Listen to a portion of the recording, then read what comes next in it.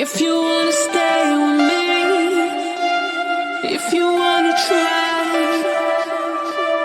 maybe you could be with me, but only for the night. Hey everybody, welcome back to the Board Game Specialist. I am Melanie. And I'm Carla. I kind of delayed there a little bit, Psycho, because I messed it up like how many episodes ago, and then I got scared I was going to mess it up again. So, all good. We are on episode 134, and today we are doing our top 9 Christmas-themed games. So, specifically games about Christmas. I think last time we did this list, we did like Christmas and winter theme. Yeah. So this time, you know what? I didn't have enough Christmas games, I think. Oh yeah, well, things have changed. I had to cut some, and it was sad because I like. Yeah, I know. I had a bunch. I did just Christmas, and the list was quite a bit longer than 9. Yeah. And there's more Christmas games that I'm hoping to get. Luckily, some of them are on your list. So cool. Well, there's 2 new ones that are out. Oh, let me turn that off.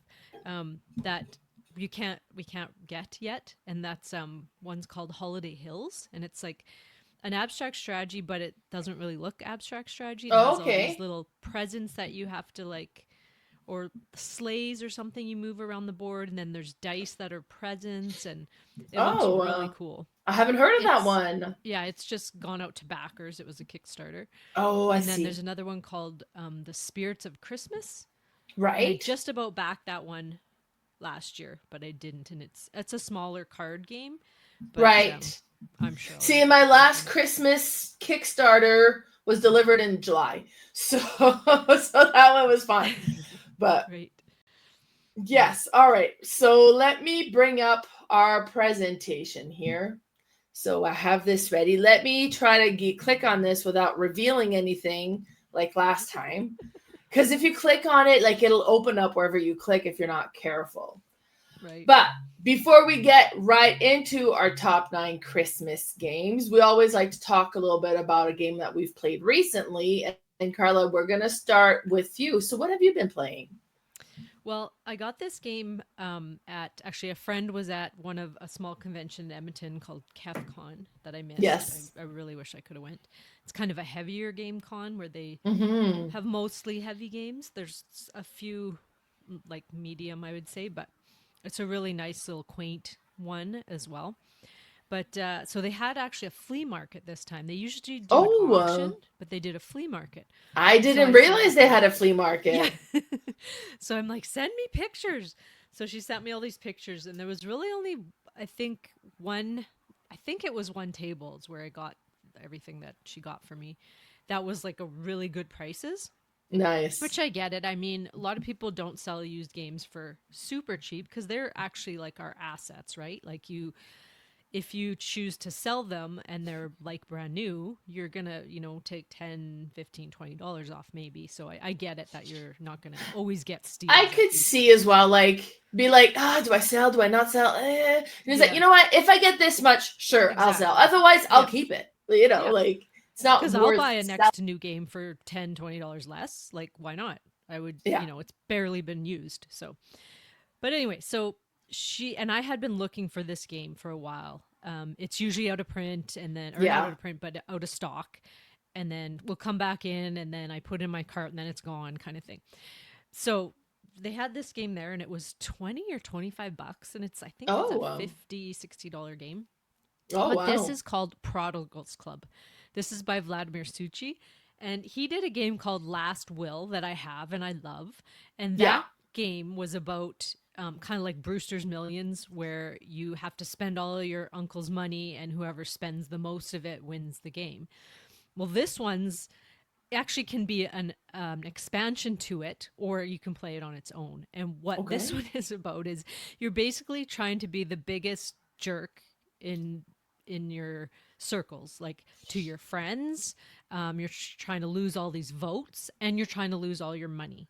So you have to balance it. So you can't just like go hard on, losing all your friends, because your score will be the lowest of the 3. Oh, And you okay, can right. play shorter games where you just use two of the three types of like competitions, like where one's the voting, one's the friends, and one's losing money. But I like playing with all three. It's neat because then you really have to try to balance it all.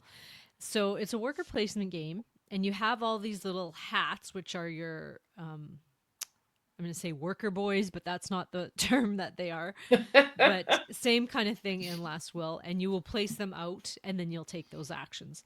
A lot of the actions are taking cards. Some of them are action cards, and some of them are instant event cards, kind of thing. And you have this player board that has different slots for your cards. I think it has 6 slots on it. Yeah, it shows 6. And you can put action cards there, and then you can activate them each once per turn. Now they'll Okay. all kind of do different things. Like you might get to just spend $1 every round doing something silly, or you're going to do something that'll make you lose votes. You might have a card that lets you, because your friend board, you have these 4 friends, I believe, and they're kind of on this little chart, and you're trying to move them down as much as possible. So some cards will allow you to move some of them down or like sideways, like diagonal. And then every once in a while where they land, there's like a little icon there, and that will help you for other things. Like you might have a card that says for every like horse that you have, horse symbol, you're going to get to lose a vote. So if you had your friends, a couple of them on a horse, I don't know if there's 2 on the board, but let's just say there was 2. And then I had another card that had a horse on it, or an item, because you do start with assets. So say I Okay. had 2 that had horses on them, I'd get to lose 4 votes right there. So you're kind of trying to balance it all. And, you might one round go really hard on one, and then the next round go hard on another, and so on. But there's 5 rounds, and at the end of the 5 rounds, you're going to see who has the lowest score, basically. Now, there's more going on in this game because there's also these little tiles you can get, and they're called, can't remember what they're called now, but you are going to connect them together. And when you connect symbols, then you have that symbol. So you might need, like I said, horses, or you might need carriages or something. And you're going to try and connect these. And every time you make a complete circle in the middle with these little tiles, you get to do 2 actions of, like spending $1 or, something that you want to get rid of. You can trade some of your assets and on the market, and depending on the round, some of the assets might be like less value, so you're going to lose money on them, which you want to do. So you Mm-hmm. might trade a $6 dog for like a $2 horse or something. That sounds opposite, but and then Right. you've just like basically lost $4, which you want to do, right? But you don't maybe want to get rid of all those assets early because they do have symbols on them that you might need for other cards. Oh, Then you okay. have your white event cards, and those are usually like a one time thing. But they might say on them, like, for every little time symbol you'll get to spend $1. And so you're trying to accumulate those. The next round, play that card, and then, get to spend all this money. It's so neat and very thinky because you have to figure out how you can balance it all while people are taking up other spots that, you will need and they will need. And you definitely are going to be looking at what other people need, because if something's going to really, give them they've gathered all these horse symbols, and there's a card that says for you get 2 less vote, or you're going to lose 2 votes for every 2 horses you have or something. You're not going to want them to have that card, right? But it's a really neat little Euro game that it's crunchier than I thought it would be. I thought it Mm-hmm. would be a little lighter than Last Will. Almost think it might be a little bit heavier. The one thing is, in Last Will, you only have so many actions per turn, whereas this one, it doesn't matter. It's just whatever you can do, which I like because the actions are Okay, really yeah. tight in that one. But it's a really cool game, and I've mentioned it on the Discord, and I've told in my in our game groups and stuff. If you want to watch a funny video, and if you know and like the Brothers Murph, they have posted a video, and it's quite old, but it's called I think it's called My Favorite Game. Just look under Prodigals Club or the best game in the world. It's a half an hour long, but it is hilarious. They do acting in it, and oh my gosh, I've watched it like over and over because it's so funny, and it's funny every time I watch it. But it's such a good game, and I'm so glad I got this one used. Nice. And I get to play it. But I've only played it Nice. like solo so far, just kind of two-handed. So Oh, I can't wait okay. to play it with other people. Actual people, yeah. Yes, real people. Nice. That does seem interesting. Yeah, I've heard them rave about this game before. Yeah. So interesting. All right. Well, I had a bit of a hard time coming up with like what I've played recently that wasn't on my top 9 list. So This is the only game that fits the criteria. Mostly since we did that impromptu episode where we talked about all these games. Well, there goes all my recent plays. And the big reason for that is because I've been busy prepping. Like, we're in Christmas season now, but my dad now lives in BC. He's coming down this week, like this weekend, and we're doing our first Christmas with my dad and my siblings this weekend. So that means I've been doing Christmas baking. We did all our Christmas shopping. We have wrapped everything. The house is decorated. Like, so I've been in that mode and haven't been playing a whole lot. But one of the things I did is I did meet up with my mother to drop off my gifts to her and then pick up the gifts that she had for us. And while I was there, she had asked me, she's like, could you please bring me this game? And the game I'm talking about is the horse race games.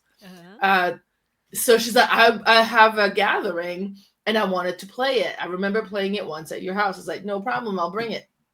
She's like, perfect. I was like, do you have dice? Because you need dice to play. She's like, yeah, I got dice. I'm good. I was like, perfect.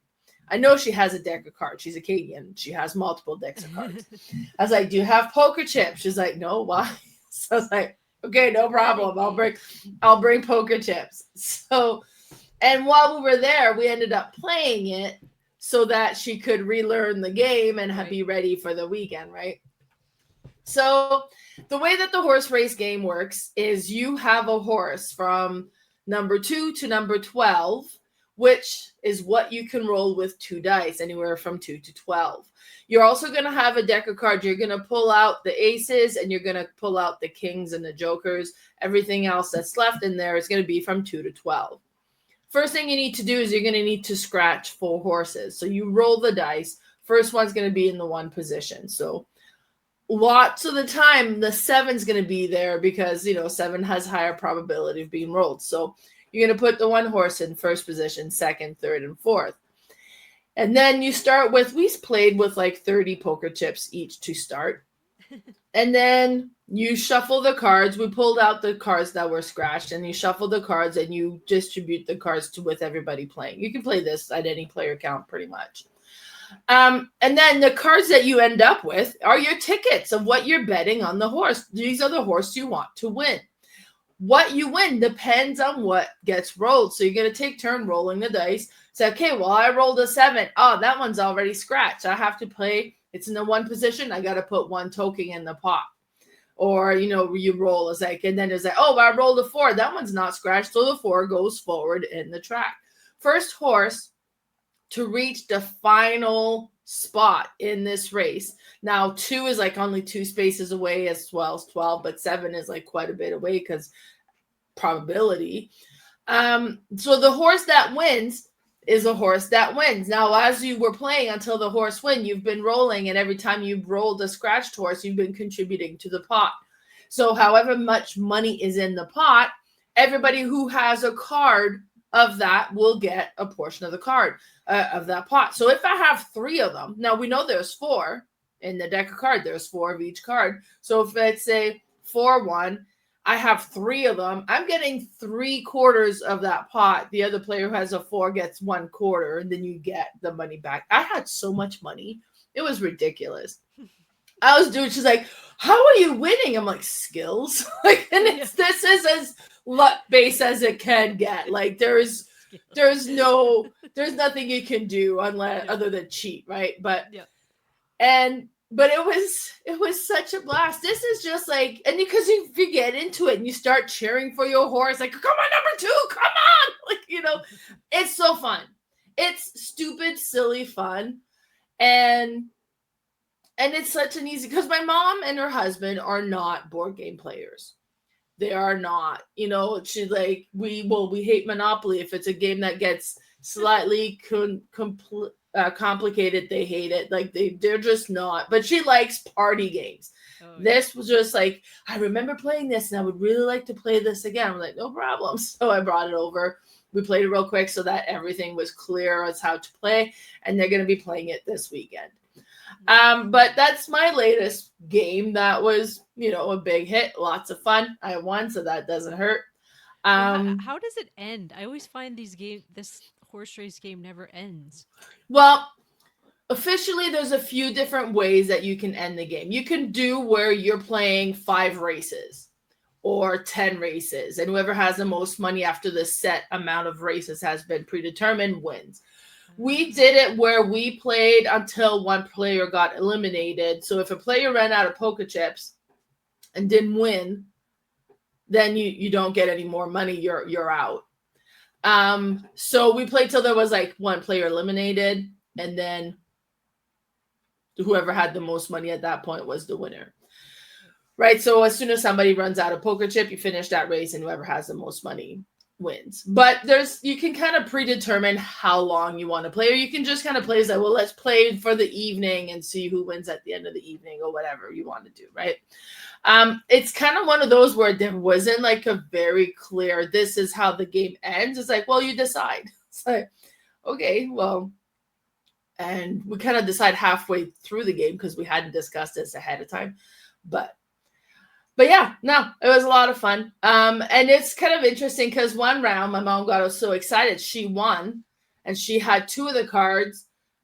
So her horse won, so she got half the pot, which ended up being 2 tokens because we hadn't rolled very much and hadn't contributed to the pot. She's like, what? It's like, so you don't want just your horse to win. Like, you want to contribute to the pot as well, right? But no, very neat game. It's just one of those games that like simple. Like I had originally played this game. My ex-father-in-law had purchased this game for the family, like for family gatherings, and I had played it with the family lots. Of course, when I got divorced, he had passed away by then, so I didn't take the game with me. That would just have been wrong.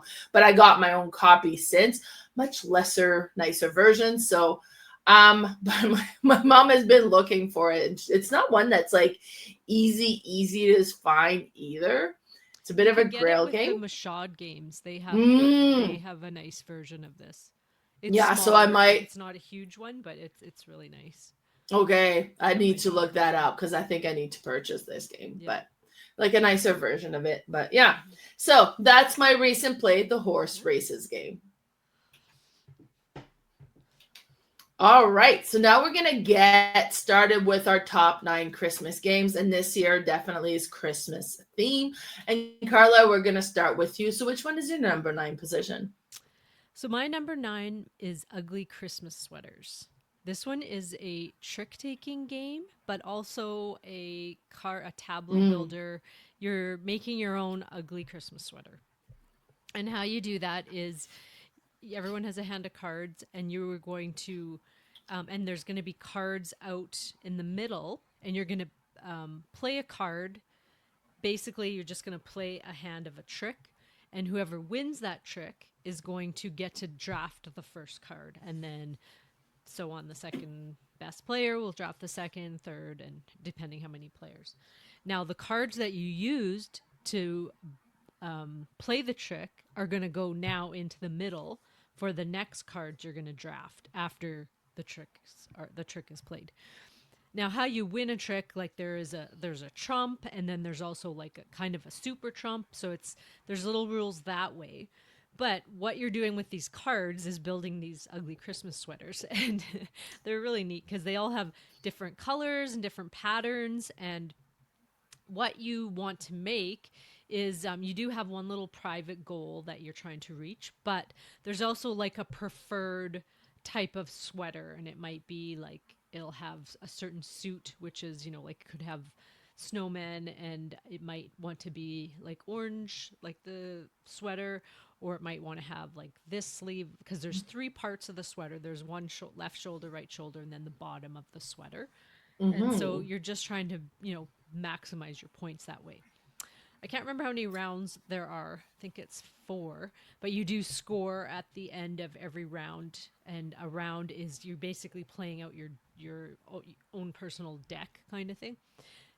It's not like everyone has the same deck. They're dealt out, and then once that's done, then you're going to reshuffle and go again and build these sweaters. And every time you complete a sweater, you'll get so many points, and depending if it's got some of the preferred stuff on it, then you'll get, a couple extra points. If it's just stuff that you're kind of trying to build for your own personal goal, then you might have less points that way, but get more points in the end.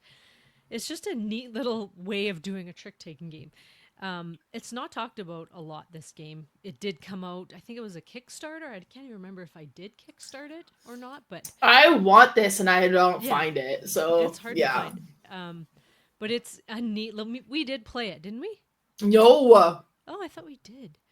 No, Okay. see, Well, are if the we friends. get together with Kayla before Christmas, I'll have to bring this because you. Yes, that would be great. It's neat, but it's a really cool Christmas themed game, and just to have trick taking with, kind of pattern building, tableau building type of game, it's just like totally right up my alley, and I just love this one. And so that's my number 9, Ugly Christmas Sweaters. Very nice. Yeah, I'm on the lookout for this one. So if you come across it, keep me in mind. Mm-hmm. My number 9 is Holly Jolly. And this is a game that I played actually recently in the last couple of days. Me and Lee pulled it to the table. He's like, well, y'all in the Christmas spirit, why don't we play a Christmas game? I'm like, yes. So we played a few, and then this was one of them. This one it's a neat game. Like, to look at it, it's old-fashioned Christmas. And to me, it's not like, oh, wow, this game looks amazing. It's so beautiful. Let's play it. To me, it looks a little dated, I guess. But that's because it's an old-fashioned Christmas game with an oldfashioned art to it and stuff. Mm-hmm. But to look at it, I don't get super excited. And every time I set it up, I'm like, I don't know. But you have your Christmas tree because it builds up as a Christmas tree. You have the base. Then above that, there's going to be 3 spots where you're going to put cards. And those cards are either going to be light bulbs or they're going to be garland. And those cards are going to have a value assigned to it. Then around that and above it, you're going to put ornament cards that's going to also have a value assigned to it. And then above all of those, you're going to have the star, and that's going to be stacked depending on the number of players that you have. And then below the tree on either side of the trunk, you're going to have your gift or stockings. Now, the way that works is you're going to have like the market where there's going to be 3 cards available, and it's going to be either one of those lights or garland cards, and you're going to add it, and you can add it on top of one of the 3. Now, if I play a garland and I cover it up, then I'm going to look at all 3 of those cards and tally up the sum of all the garland values. And if I get a value of 8, I'm going to look in the ornament and see if there's an ornament that has a value of 8. And I'm going to add that to my tableau. This is like a tableau building or like a set collection game. Now, depending on the type of ornament that I collect, could be that it gives me points, or that it's kind of like the more you have, the more points it's worth, or that it gives you like end of game scoring ability or something of some sort. So you're going to add that to your hand. Now, if for some reason there is no 8s available in the ornaments on the tree, then I can go and collect a gift instead. Now, depending on the value, like below a certain amount is on the left side, above a certain amount is on the right side, and I'm going to look at the gifts and pick one. If it's a stocking, those are face down. I don't get to see it. And you just kind of like hope for the best, but it could be coal, which is not good. So and it's a set collection, and you kind of keep playing, adding to this. I think until you run out of a deck, like either the ornaments are all gone or the gifts all gone. Something's going to be all gone, and that's kind of tallies up what your final score is. So, but the game, like, for as a little blah looking, to my opinion, as it is, it's a really neat kind of fun game, and you kind of get all into it, or I do anyways. And it's super satisfying. And one of the ornaments you can get is like the star on the top, and then you kind of tally up, and it looks like I'm doing good. And then you tally up, it's like, how did I not win? So, but it's a really, really neat game, and that is Holly Jolly, and of course, perfect for the Christmas season. Yeah, this is a good one. Yes. All right. My number 8 is the 12. It's called 12 Dice of Christmas.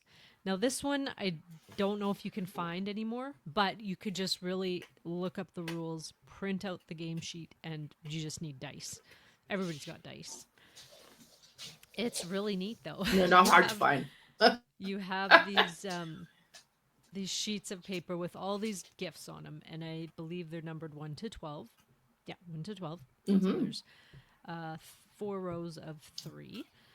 And you're just going to roll a whole schwack of dice. So it looks like 2, 4, 6, 8, 10, 12. I think it depends on player count, though.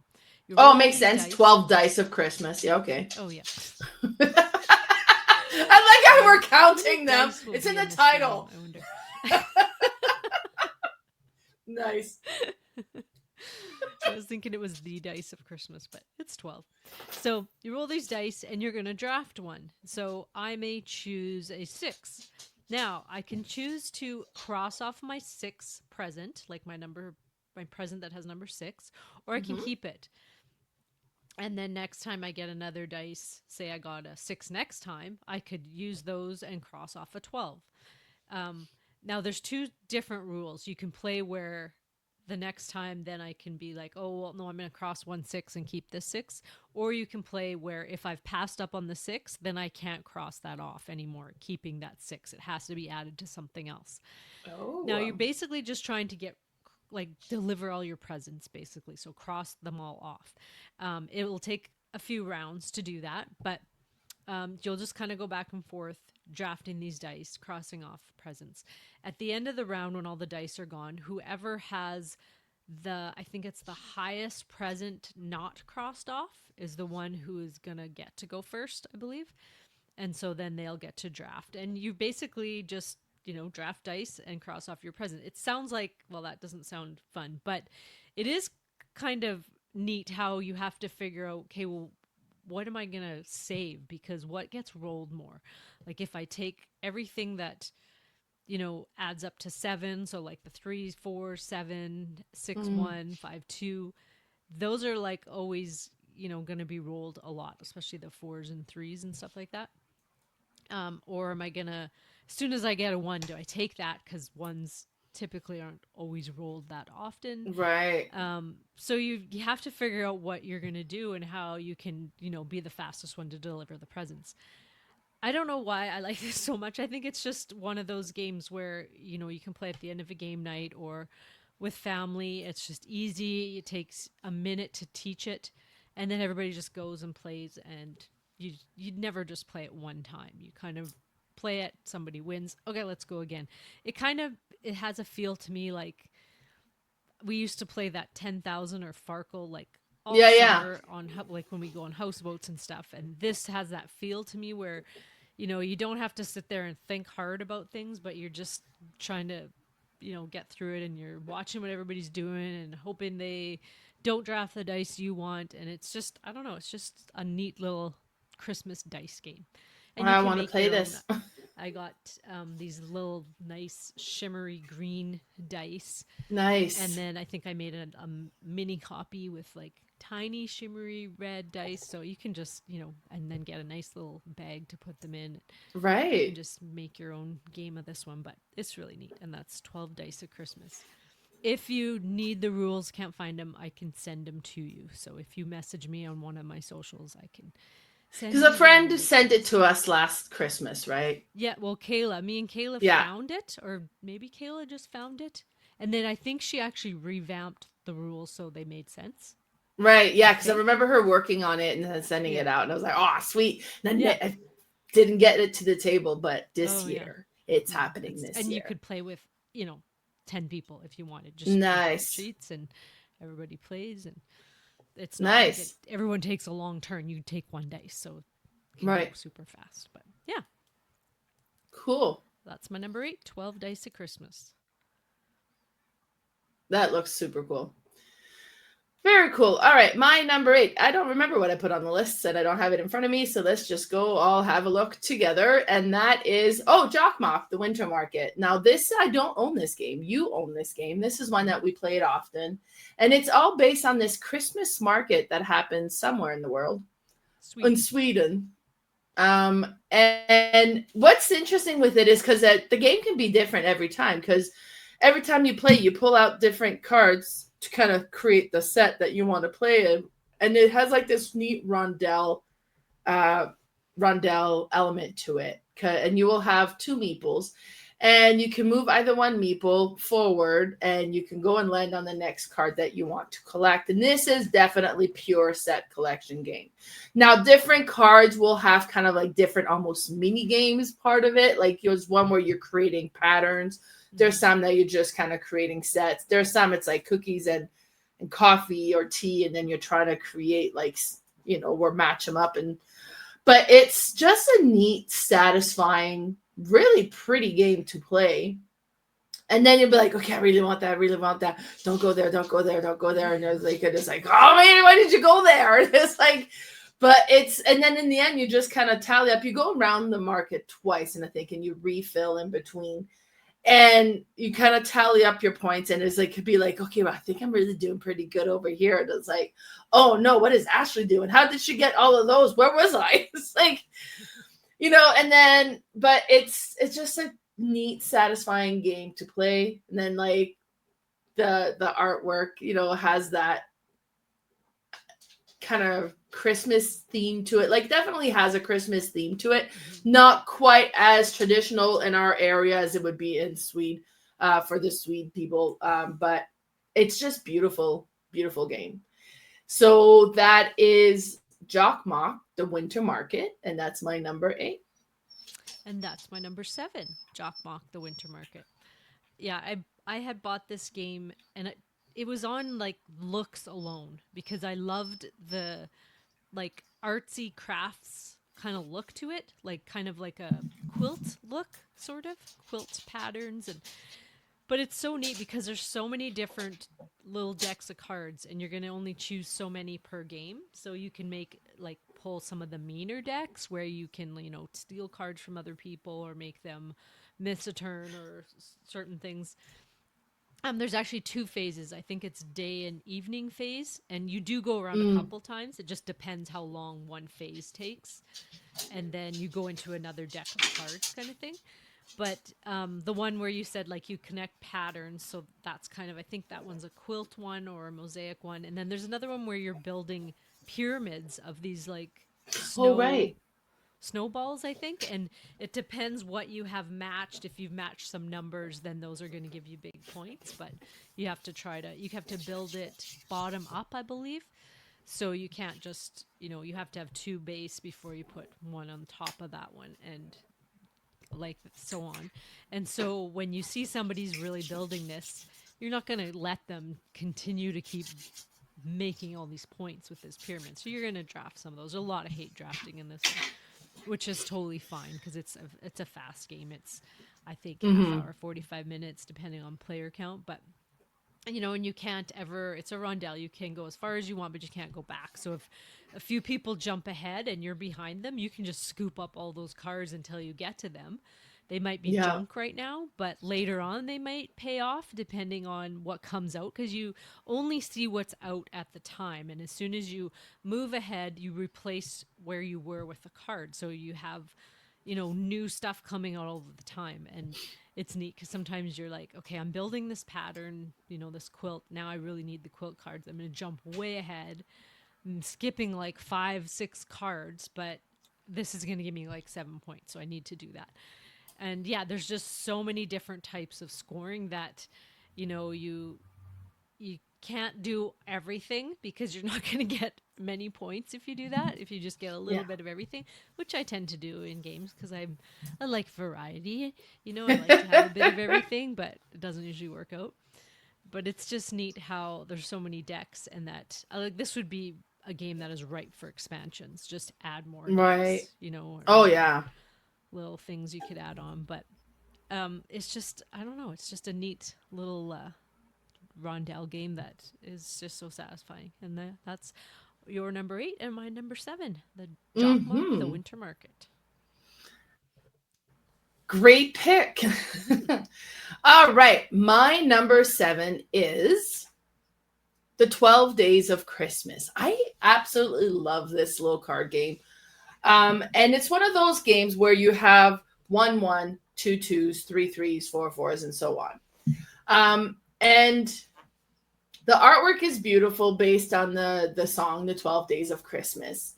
And it's a card shedding game. You're trying to get rid of your cards. And I haven't played this in a while, but it's like you can match up to, because you can play runs. Can you play the same cards? I always mix this up with the other one, but I know the 12 days, rules, right? So I don't know this one. I have it. Let me go verify this real quick. I think you can do runs and sets, but I think if someone does a run, you can't. You have to stay in. And it's kind of one of those where you got to be lower. Yeah, you need to be lower, and it's card shedding, so you're trying to get rid of your cards. Yeah, because there's only 1 1, and that's going to be the most powerful cards. Yeah. Now, if there's a run, you can play a run as well. And I think you can make your run as long or as short as it doesn't have to match up, but it has to have a lower number than the previously played run. Yeah. And you're trying to get rid of your cards, right? So that's the whole goal. But it gets so satisfying because, I mean, like, you have a 1, that's a great card, that's a strong card, and you're like, maybe not play it too soon. And you don't want to play all your little cards, and you're stuck with a bunch of the big cards, and there's 12 12s and 11 11s. So there's a lot more of those that's going to be out there. So you're really got to try to shed those bigger cards and not waste all of your little cards too soon. But every time I play this, it's so satisfying. I absolutely love this game. And I haven't played it yet this season, so that's why it's a little bit rusty. It tends to be one that I pull at the season and we'll play a couple of times throughout the season. I haven't pulled my Christmas cards that much, or my Christmas games that much over the summer. Some of them, but not so much. This is like so thematic. It's now's the time to play it. But super well designed game. Designed by Gord Hamilton, which is a publisher of Santorini. And I think he's just a clever game designer. I like his games. Oh yeah, I didn't know he did both of those. Neat. Mm-hmm. Yeah. All right, that's your number 7. My number 6 is a new little game, and this one, I just happened to be at Wizard's Loft, our local gaming store, and picking up a different game, and I saw he had a stack of these, and I'm like, ooh, I'm going to grab one of those. And it's called Rudolph. It's a little card game by DeVere, and it's it's actually quite neat.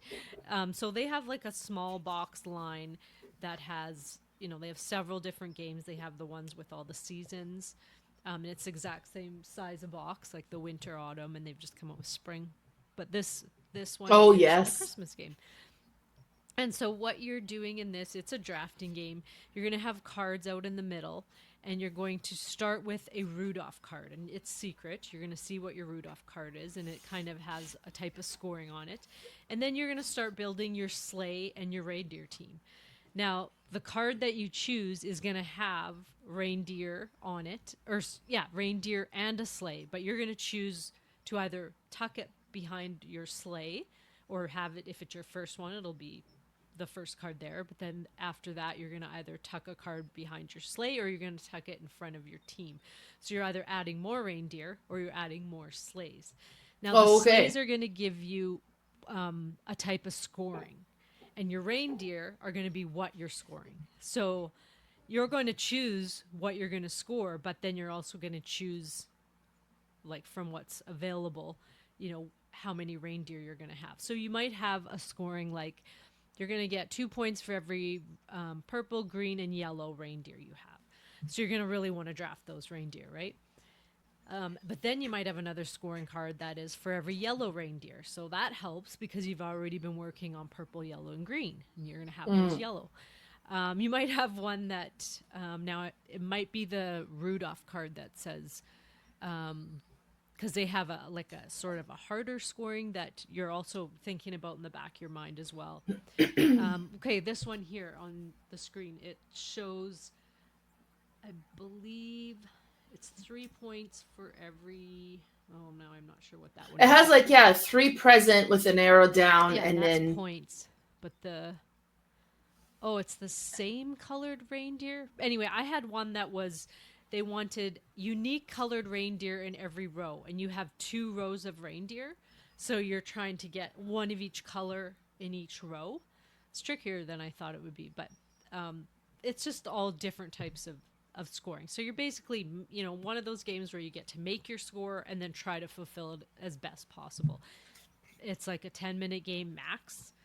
I can't remember how many it plays up to. It's maybe just a 2 to 4 game. I'll have to look that up. But it was neat. Like, it's a neat little, it's what was it, a $12 game I said or something like that. It's super, inexpensive, but neat little drafting Christmas game. Even quicker than Holly Jolly. Like, it's oh yeah, it's wow, going to be one of those where you probably play more than once. Oh, it goes 2 to 6 people, so that's neat. nice. That Yeah, that's a nice player. It's always count. nice to have a higher player count when it's a nice little Christmas card game. But really cute. Check it out. My number 6, Rudolph. Yes, I am picking up Patrick and Red Deer tomorrow because for our Christmas family on the weekend, and I'm really hoping they still have some of these. So you just message them, and they'll. I know I was gonna, but then I didn't know when I was gonna, so I didn't. But maybe I'm gonna be there tomorrow. What are the chances they sell the last one today? Yeah, watch. Okay, I'm gonna message them. All right, so that was your number 6, Rudolph. That does look super cute. I want it. And it's very inexpensive. Like, it's a very neat, affordable. It was 12 or 14. You told me like 13, yeah. Did I? Okay, whatever I told you, that's what it was. Yeah. All right, my number 6 is Pitures, especially the Christmas expansion. So Pitures is a game by Rio Grande Game that they sent to me, and it's one of those, like, I had seen it. I'm like, okay, I don't know how this game works, but I would be willing to give it a try. It seemed interesting. Like, there's all sorts of these weird. This is just the expansion, right? You have to have. This is just an expansion. Okay. You need to have the base game to play it, but I'm talking about it because of the Christmas expansion. So I actually own an expansion. Because it was Christmas. Because it's Christmas one. You'll buy any Christmas expansion, I'm sure. Yes. So in Pitures itself, you're gonna have these cards you're gonna put in a grid, and it's like 4x4, and then there's numbers on the top and there's letters on the side, and you're gonna go in the pouch and you're gonna pull out like a token that's gonna have a combination. So it could be like a 3 or B7, well, not 7, B4 or whatever, like, and that's gonna refer to a picture on there. Oh. Now the Christmas expansion adds new Christmas scenery cards there. So you have the card that represents something, and then you have a set of something that you're going to use to represent what's on there. Now, in the traditional game, and I gotta remember which one is, like, what's in the Christmas and what's the base game, but like in the base game, you'll have like a shoelace that you can try to rearrange the shoelace to represent something in the picture, and people are going to try to guess which image is your shoelace artwork trying to represent. It could be blocks, it could be like different things, and each round you take what you were using as your medium and you pass it to the next player and you gain a new player. I'm sorry if you're hearing whining. I have Nick's dog locked in here, and she walks out. My dog whining. I close the door and then she decides she wants out, but it's gonna be when I'm done. I'll move her over. But the Christmas one has specifically Christmas themed items that you can create, and you can add it on, just kind of make it more players. But one of them is like you have a picture of a plate that you open, and then you have like these different cardboard ornaments stuff that you're going to arrange on this plate to try to represent your picture. One of them you can see is like it's a 3x3 grid, and you have these color cubes that you're trying to arrange the color wise to represent the color and the image of your picture. There's like rocks and little wooden bits or whatever. You have the cubes. You have like another one that's sensory, like you have all these different items in there, and you decide which items you're going to put in the bag, and you pass it on, and you got to feel in the bag, say, well, there's like a twig and like a cotton ball, and that was supposed to represent the bear on a log, right? Like in the image or whatever. So based on what you got, and everybody tries to guess, what are you trying to portray? But they can see what possible. Everybody can see what all the possibilities are. One of them are their own as well. And there are some duplicates. So you could have the same picture as somebody else. And then you get points if people guess your picture. You get points if you guess correctly, and so on. So it's kind of like one of those games. But then it's so neat because okay, well, I did this with the shoelace. You pass this on, and now I have the sensory bag that I'm good. Oh my God, like how did you even make that work? But neat. Okay, it was so neat and satisfying. I really quite enjoyed it. And that is my number 6, Pitures, specifically the Christmas expansion. I'm gonna go release my dog. I'll be right back. I just looked on BGG here, some pictures, and there was one because you said that plate with these little cardboard tokens, and somebody made a reindeer out of like an orange and apple, some sticks, and then some fir tree branches. It's neat. Yeah, it's all weird stuff in there. There's like a little ornament and like a beaded like thing you'd string on a tree, a star. Looks like little things that must be added to the Christmas expansion, which are cool. I have not played that, but I would like to. Well, right, I know where it is. 5 is a crossover, and that's Holly Jolly. I really like this one too. I like games where you can decide your own type of scoring and then go after it. To me, that takes the luck out of games, so you can't say, oh, well, I didn't get any of the cards I needed. Well, then you should have chose a better way of scoring, because you're making your own luck in games like this. Because when it comes to luck games, I don't have a lot of luck. So I love games where you have to make your own luck. And this is one of those, where anytime you're making your own type of scoring and then trying to gather all those cards, and then you see somebody, okay, well, I've neglected the the nutcrackers, so I need to start taking some, or you're gonna just clean house on those. So you still have to keep an eye on what everybody's doing, and you can do a little bit of hate drafting there, but it's still, neat. And what I like about it is the stocking. There is some coal that you can get, because you don't get to see what is behind the stocking until you draft it. You may get coal, you may not. So it's kind of a, ooh, I hope I don't get coal this time. and then I always do. But it's okay, because I still like it. And I know you said it's like old-fashioned art, but for some reason I really like the art in it.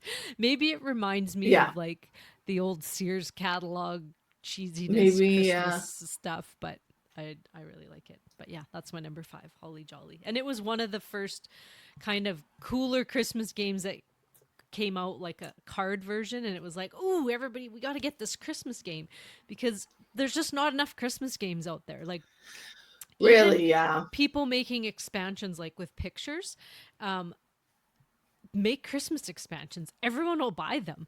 Like, I want every holidays. I want Easter. I just backed a Christmas expansion to a game I have that's just a tile laying game. It's called 10 Pennies Park. 10 Penny Park? There might be an S in there, but anyway. And it's just like a tile laying game, but they came out with a, it's kind of a a big box that'll hold everything, but then they also came out with a Christmas and a Halloween expansion. And it's like, See, yeah. this is genius. Like, just do that and everybody's going to buy it because we all want more Christmas things.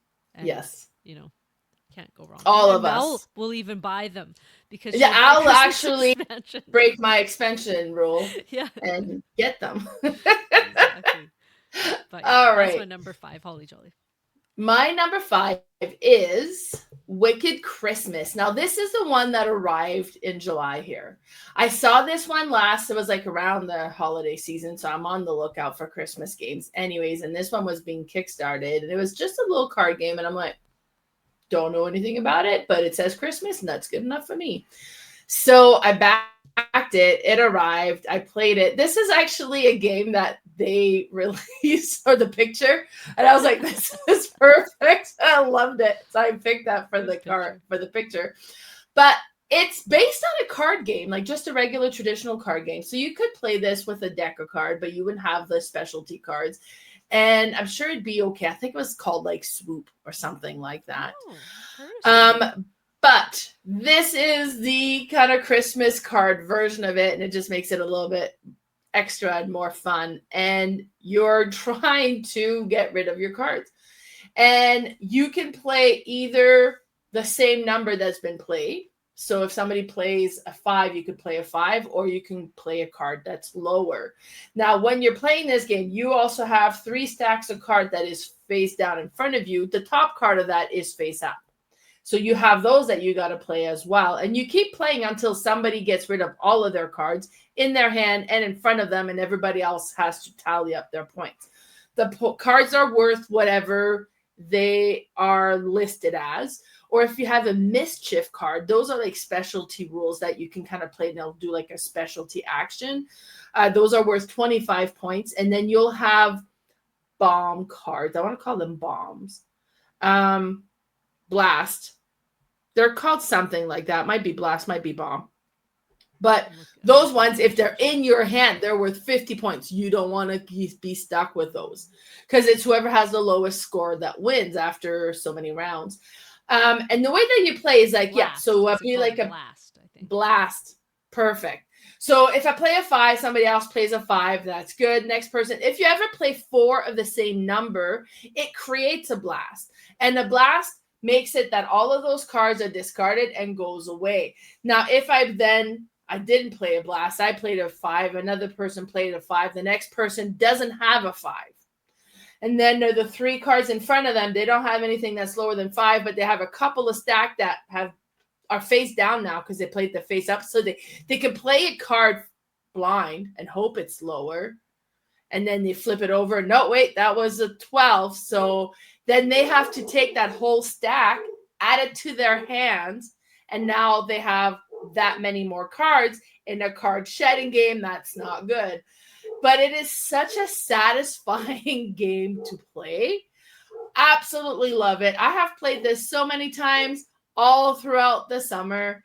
I've taken it a couple of your events as well. And we played it there. And then I was like, oh, let's play this. And they're like, oh my God, Christmas game is whatever. But I kind of manhandle people into playing it. And they're like, okay, this was actually really good. I was like, I know. Like, it's a great game. The fact that it's Christmas theme is just bonus on it. I'm going to be playing this one year round, but especially now that, it's Christmas and it says Christmas on there. But that is my number 5. Cute. It's beautiful. Yeah, Wicked Christmas is just great. I haven't played this one. We'll have to play this because I know when we had a game day about a month ago, you were going to make it, but you didn't end up. Somebody had that was coming had played it at Car Treat, and they had requested you bring it. So yes, and I was like, oh yeah, we'll get to play it, but it didn't happen. It didn't happen. It will one day. We'll play it. Maybe me, you, and Kayla will have our Christmas day, and we'll play. Yes, I believe I have played this with Kayla. So she has played it. I believe so. Oh, okay. All right, my number 4 is Christmas Tree. Now, this one is a tile laying game. The tiles are actually cards. They're not actual tiles. They're like thin cards. But Card tiling game. That's not the game. Oh, see, I didn't know because there was multiple. I'm like, Is well, I there? went with the newer one. Okay. Like, let's So go this look. one- Does it look like this? No, that's not it. Okay, so ignore the picture Yeah. because there's a lot of games with the same title. Is there? Oh, okay. That's funny. Yeah. No, this one is you do have a Christmas tree that it's a 3-piece puzzle you put together, and everyone has one. And then you are going to do is it called closed drafting? When you draft a card and you hand your deck to someone to your left, and then you get Oh, one. okay, yeah. Can't remember if it's closed or open drafting, that's called. But, and what you draft, you're going to put on your tree. Now, it can be a gingerbread man, it can be a decoration. I think there's cookies. Now, I can't remember if they're cookies or just different types of decorations. But what you're trying to do is you also, starting with your hand of cards, you have a hand of goals. And you're going to choose one goal each round to score, but everybody's going to score it, but they don't know which one you're like they don't know your goals in your hand. So everyone's going to get to choose a goal, and then you kind of place them face down, I believe, and then you carry on with the round and you place on your tree, and then at the end of the round everybody flips their goal card and everybody scores them. Sometimes you can luck out and happen to score like what Mel chose for a goal. But of course you're working on the one you did, and you're also trying to plan ahead because the other goals in your hand, you're like, okay, well, this will help this one, so I'll start with this one, and then it'll also help the next round when I choose this one. Now, there's different ornaments that have these little icons on them that will give you points.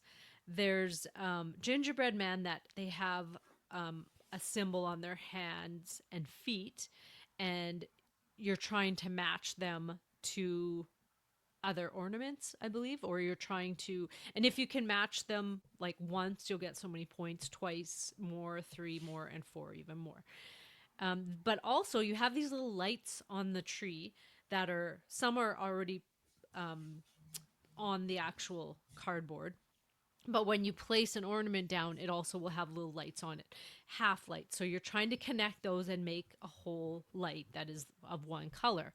Those will also score. So that is really puzzly because you think, oh, I'm just going to try to match them all up. It's impossible because none of them, you're going to work on one and one will work out, but then the other one on the other side of the card will not work out. So that one is, if you have a bit of OCD, it's going to be tough because you can't match all of those, but you try to. And then you have these cookies, and it's a Swedish name, I believe, or Norwegian name of the cookies, and that will let you, you can spend one of them to move around a card on your tree or 2 cards on your tree. That maybe halfway through the game, you would have rather had this one over here or something. If you don't spend those cookies, they're worth points at the end. And at the end of each round, you do all the scoring, so you'll gather your points, and then at the end of the game, whoever has the most points wins. It's just really beautiful. You get to have this, it's quite a large tree that you're building on, and just placing all these ornaments and drafting, and it was the best Christmas game before some of these other ones came out. That to me, it's still number 4, so it's still number 4. It did pretty good. It's just really pretty, and I think you've played it. I'm pretty sure. No, I think I found a picture of it. I'm looking at it. I remember you talking about this before, but I have not played it. Oh, okay. I thought you had. Yeah. So that's my number 4. The box. So it's it blue, was right? Printed. It's an older game that was out of print, and then they've reprinted it, and the box cover is like a dark blue with a Christmas tree on it. And it's a bit bigger of a box, not super big, but that one looks like a little card game, but it looks lovely too. Yeah, there was like so many. I was like, I don't know. I'll look at the latest one. I should have gone through, then I would have recognized it. But okay. I was doing this just a little bit before, trying to get the presentation ready. So my bad. All good. All right, my number 4 is Bah Humbug and the 12 Days of Christmas. So far, with being how busy we are, I've only played the one version of it, which is Deck Build the Halls, which I absolutely love. It's a trick-taking deck building game, which is such a unique combination that works so well and is so interesting. And we played it completely wrong. And now that we know how to play it properly, it's going to be even better. And it's just like, because we were playing it, and it changes the strategy, because we were playing it like, if you win the trick, you collect the loser's card and your own card. Now, if you had 3 players, the middle player would keep their own card. We're playing 2, so it's just you collect the cards. Now, bird cards, and they're based on the 12 days of Christmas, so the French hens or the turtle dove or anything that has a bird on it is not worth any points to you. So you want to hopefully collect most of the other type of cards. And every time you play a card, you discard a card. Now, we were doing like, if you were doing, well, I'm just going to put my 12 card or my 11, because that was a bird card. So you would play one of those so that you could, just get rid of your weaker cards and keep your stronger cards. But if you played a 5 and I'm playing a 12, the difference is how much you have to spend to go and acquire these extra cards. As well, when you're like, because you have the market where you're collecting and doing the deck building portion. And then as well, we were playing where we would buy the card and you would pick up one of them. But if you do, you get the whole stack that's there, because you stack the same card. So if there's like 3 8s, then you're just stacking the 8s, and then there's always different cards available. Let me show you the game here. I'm just holding on to this. So we were not playing this correctly at all. Now that would totally change. I would be playing my 11 and giving you all the 11s if you're playing a 3, because then that gives you a lot of buying power. So that changed things a little bit. And say, okay, yeah, we need to play it again. Now I played it with the designer, so I'm sure I played it correctly then. But that was a while back, so I didn't kind of fully remember. And we must have skipped that page completely, looking at the rule book. That page. And I remember I kept thinking, this seems not right. Like, it seems you say like it's taken way too long. Like, I don't recall this would have been such a long game. So we're playing something wrong. Like, probably. So probably. But what's great with this game is you have all of these components. And out of all of these components, there's all of these different variations, 12 plus of the games that you can play. Now, you've been playing a lot of them and kind of raving on all of them. Mm-hmm. So I need to get playing with this game, hopefully today. We'll knock on wood. And I want to talk about how this box is organized, because the rule book is so well described, like it's so well put together as which game is which. Then there's a card of each game that quickly kind of shows the complexity, the number of players, how long it's going to take. So it's kind of, oh, well, let's try this one. This plays pretty quick. We're 3 players, that works for 3. Like, let's try this one. So it's been so well designed, and it's beautiful. And the deck build the halls is amazing. And because of how much you rave of the other variation, I think they're going to be amazing too. So that's my number 4, Bah Humbug, and the 12 day Games of Christmas. Good choice. All right, my number 3 is Santa's Workshop. Now this one was an older game that they remade and released. Was it Kickstarter? I think it was an original Kickstarter. Or no, it was a pre-order before it was a Kickstarter. And so I pre-ordered it with a group in Calgary. I finally got my game. It was after Christmas, like 2 years ago. Of course. And then made people play it after Christmas. I'm like, I have to play this game. And it's really cute. Like, it has 2 ways to play it. You can play the family version, or you can play the gamer version, which it's still, I would say it's still a light medium game. It's not a heavy game at all, but you all have a player board with elves on it. And in the gamer version, each of your elves can give you different things once you've chosen a resource for them. Or you could choose a point thing, and they'll just get points at the end of the game. But it's a worker placement game where you're going to place out these elves to go collect things to build like toys, basically. But you need to get resources in order to do that. Now, you might choose a resource to go to, like metal, And then if you pay so much coal, because that's your currency is the coal, you can get an extra one, and then you can place one on your elf. And then every time that elf goes and collects that resource, you're going to get extra. Now, you're also going to go to spots where you're going to collect toys to build, and you'll place them in front of you. And every time you get resources, you put them on those. You can't just have resources to the side in this one. They have to go on toys. And if you have too much and there's, no spot for them, you just don't get them. Now, there's one spot, I can't remember which resource it is, but you go to and you collect one, and they're, you need them, but it's hard to get many of them. And then when the next person goes there, they're going to get two, but you're going to be the first one there, so you're going to get a point. And then if a third person goes there, they're going to get three of those things. The person who went second is going to get a point, and if you were first, you're going to get 2 points. So it's kind of interesting that way, because you're like, oh, I want 3, but do I really want to give out points? I don't know if I want them to have points. You can go to the Christmas tree, and you have all these little ornaments. Everybody has a set, and you get to place an ornament on the tree, and whatever you cover, you're going to get that. It could be coal, points, or resources, and then you also have one on your ornament, and you'll get that as well. If you're the first one there, you get to grab the first player token for the next round and be the first player. You can go to a spot and refill all your coal. And your coal, like I said, is your currency. And at the start of the game, you only have certain spots that you can fill up your coal. And you can open up more spots throughout the game to have a bigger area to fill up your coal in. Then you're also collecting reindeer. And the reindeer kind of give you in-game bonuses. They'll also give you end-game points because you're trying to get all unique reindeer.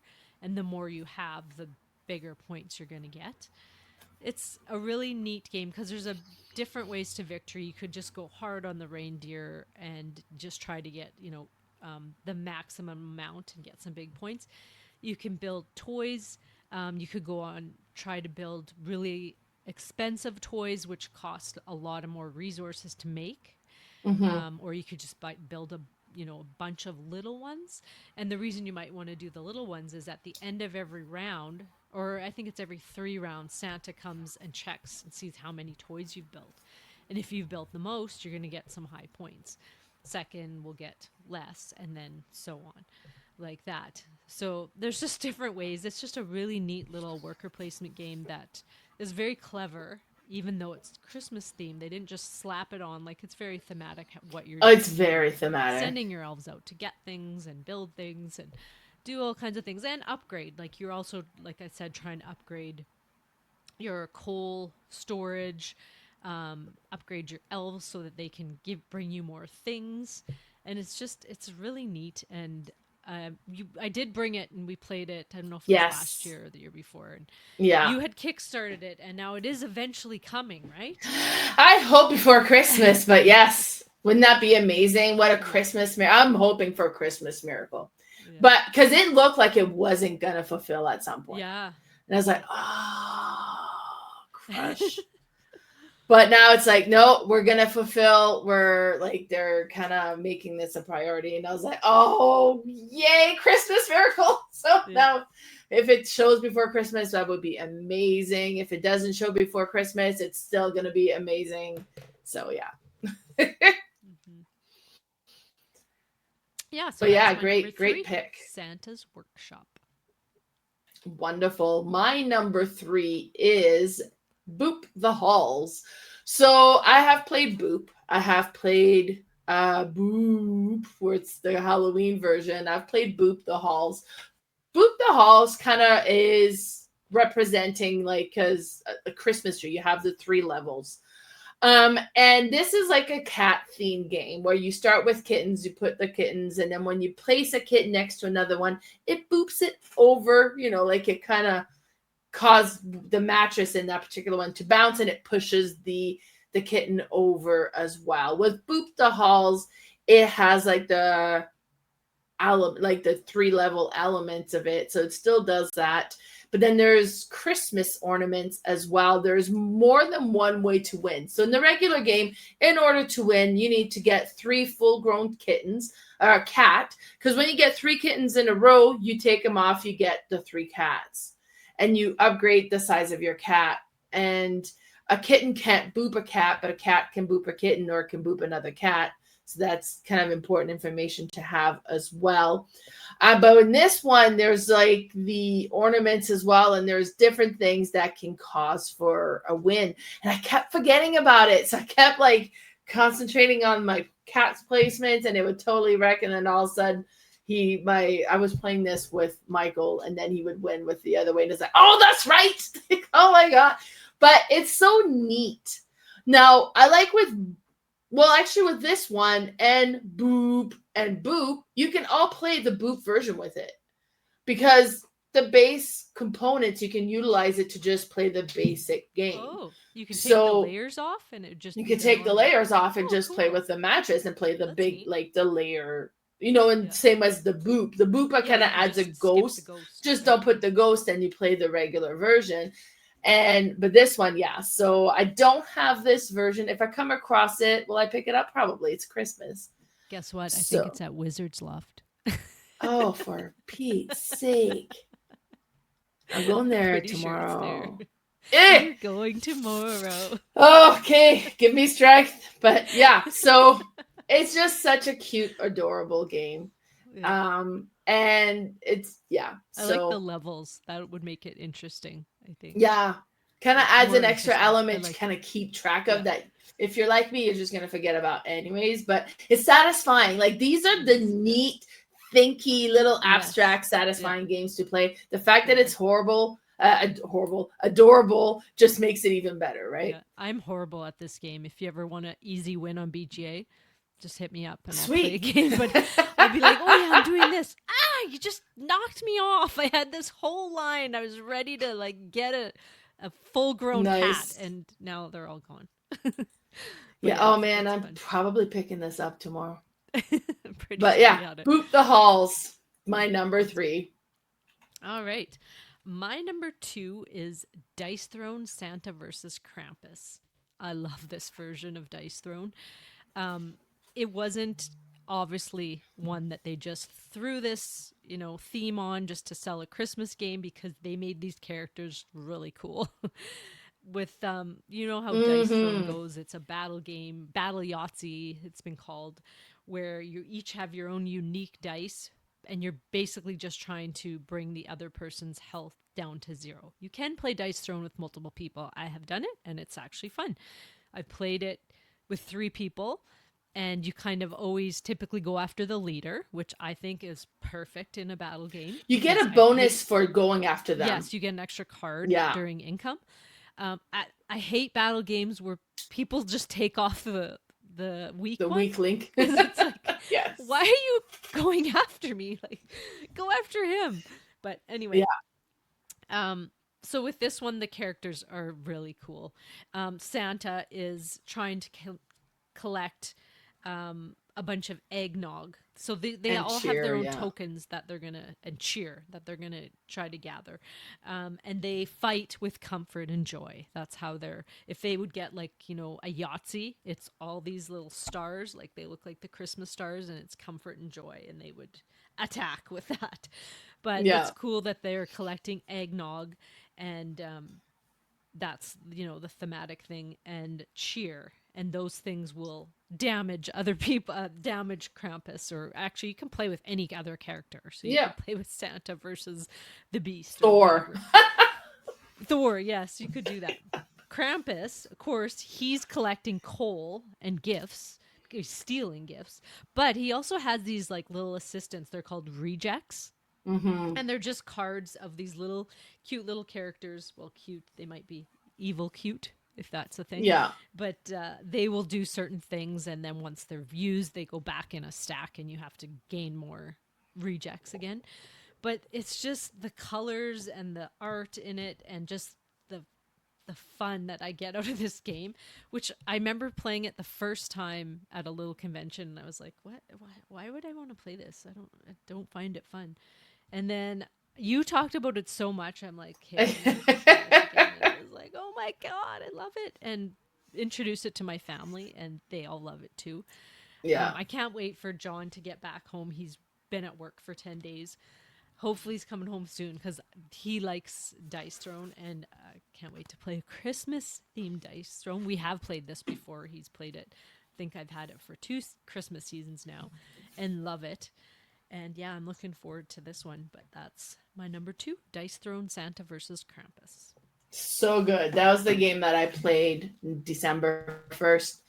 Oh, really? My number 2 is Dice Throne Santa versus Krampus. So, because it is just so good. They've done such a great job, like how thematic it is, the satisfaction of playing. If you want to play this with a younger audience and you have the cards that complicate things, just put the cards aside and just play with the dice and the actions that is on the board there already. It makes it a little bit more easier to grasp. In fact, we attended an event a little while back, and they had Santa and the Grinch attending the game event as well. And they had them play this game. And he's like, how do I teach them this? I was like, just take the cards away. And they played, and Santa won. And the Grinch went over to every table saying, Santa's cheating. And then all the little kids are following him. Like, no, he didn't. No, he didn't. It was just so beautiful. That Grinch was an awesome Grinch. Oh my God, I loved him. Yes. So this is just a perfect little satisfying game to play for the holidays or year round. It's just so good. Yeah. Dice Throne is amazing. This theme is great. I actually just got the Halloween one as well. So I got 4 new characters that's like Outcasts? Halloween theme. The Outcasts. Yeah. Yeah. So I can't believe how they evened out every character. Like it's, when we played, I was playing Santa. I won. I only had 3 health to spare. Like they're so evenly matched. It's unreal. You just have to play your character well, like, to its strength. That's and there's like on the thing, there's a Q&A section that'll kind of answer and kind of give you a bit of like pointers as well. Yeah.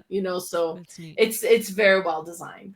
Yeah. Because some characters, they don't do like terrific attack, but they do terrific healing. So you just basically you're just trying to heal yourself quite a bit. Because I know sometimes I've played with John. He's like, well, I can barely attack you. I'm like, yeah, but you can heal yourself tremendously. So the more you heal, the more health you have, and you chip away at mine. Like you just have to really look at your character and what their strength is and just go hard on that. Which I mean, in any Euro game, you just, you have that player power and you just really have to use it. Yeah. Yeah. Awesome. So straight across, right? Match. Perfect. All right. Yeah. And my last one is another crossover, and that's Bah Humbug. Oh my God, do I love this game in so many ways. When we played it at our little marathon there, played it a bit wrong. I actually went home that day and it arrived that day. And so I just quickly read through the rules because I'm like, still feel like we did something wrong. And even reading that there, I missed it. And then I watched a video and it was of, I'm blanking his name, the designer. Duncan. Duncan was playing it with Dave, I believe, at FallCon. Yeah. And I'm watching them and I'm like, oh, wait, they're taking the whole column and then they can clear like a whole market. I'm like, oh my gosh, we totally played that wrong. That would have totally speed. I'm like, there it is. It's right there. But then I had that whole day off and I sat and read through all the rules and tried every game that I could. Some of them are like a 3+ player game, but oh my gosh, I was listening to Christmas carols, bopping along, and some of the games I'm like, oh, I love this one and this one's good too. Like they're all so good. There was a couple I couldn't play because they're kind of like a bluffing and betting. The main game is a bluffing. Hard to do that by yourself. Yeah, I can't really bluff myself. I probably could, but this game I actually, like years ago, it came out as a print and play, and it was just the one game, Bah Humbug, the main game, and so I printed it out and did the worst crafts, like, cutting and everything and put them in sleeves and it looks terrible, but still played it and I really liked it. And you just used my own components, like little cubes or whatever. And then they announced the next year that they were coming out with the Kickstarter version. And even before I heard there would be more games that they were going to get designers to make. You were already in. I was like, I'm going to get it because I want a nice copy of it. But then when they said it's Bah Humbug plus 12 games, and there's actually bonus games in the back. So I think it's even like 15-ish games. And there's one that's like almost like not a werewolf, but a type of game like that where it's, you're playing just by walking around and having a card. I can't remember now what that one does, but so many different things that they did with just these cards and these components. Like, it's so neat. There's solo games that are so cool and tricky. There's lots of set collecting. There's, bidding and bluffing and auction and tiling. It's just, oh my gosh, I just love this game. If there's one game you need to get this Christmas, and if you can find it before then, I think it's available at some online stores, get this one. The book of rules is like a spiral bound, and it's just really good quality, thick pages, just beautiful art, and like on the cards, and just what they did. Like, you haven't seen, maybe you've seen some of the other cards, but there's like clocks on them, there's presents, and then the cards that we're using there are the main cards. Now, if you notice, there's also different symbols on them that are used in different games. And there's like the game Parade, there's a similar like game like that. Really? Because I want so Parade. I'm so excited. I wish we had a day we could just sit and play all these games. Just a Bah Humbug day. Yeah. Yeah, these designers were like she really picked, or they, I think it's her and her husband maybe, but they really picked some good games. Like, they are awesome. Like, I can't say enough how fun these games are, and so happy to have this in a beautiful version copy. Yes. And the components are really nice and smooth and just adorable. But yes, that's my number one, Bah Humbug. Go pick this one up for sure. Nice. Yes, no, great. Well, and my number one is Santa's Workshop, so that's another crossover. And you know what I like about it? Because I've got a lot of Christmas games, and they're all small card games mostly. This one is not. This one is an actually substantial, full table game that is so thematic. You collect the letters to Santa's. That's going to be your orders, and then you get the what they want, and you got to put those toys together because you're Santa's elf, and then you got to get those toys onto the sleigh so that it can get delivered. Like, the whole prospect, like how well designed it is and how thematic it is to the Santa's Workshop story. I absolutely love this. And you talked about it, so I'm not going to talk about it a whole lot, but I was so bummed when it looked like I wasn't going to get it, and I was like heartbroken, and it's like, no, but I really need this game. So the fact that it's coming hopefully soon, I'm so excited. It's going to be so amazing. And it's just, I think, and like just the points on the end, like it's all cookies, like Christmas cookies on the edge. That's like how you track your points. Every detail of this game is thematic, and it's so well created. I absolutely love it. Great game. It looks like in that picture they have upgraded resources. It says the second. I took a picture of the second edition one.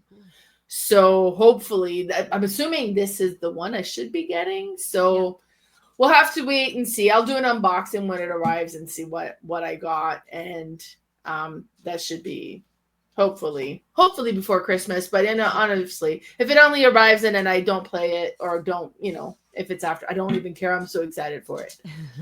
If it comes, I'm happy. That's all that matters. Nice. But awesome. So those were our top 9 games of Christmas themed games. We are so excited for that. Now, next one we're going to do is going to be our top 9 games we plan to play over the Christmas holidays, or top 9 games we tend to play with kind of our Christmas gathering, because those are different games. They are. They're not.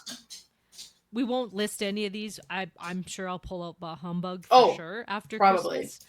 Typically, as soon as Christmas ends, I play party games. Like we get together with family and we just play party games. But yeah, I've got a few lined up. I can't wait to play. That'll be great. So yeah. Now, before we call it quits today, Carla, where can we find you?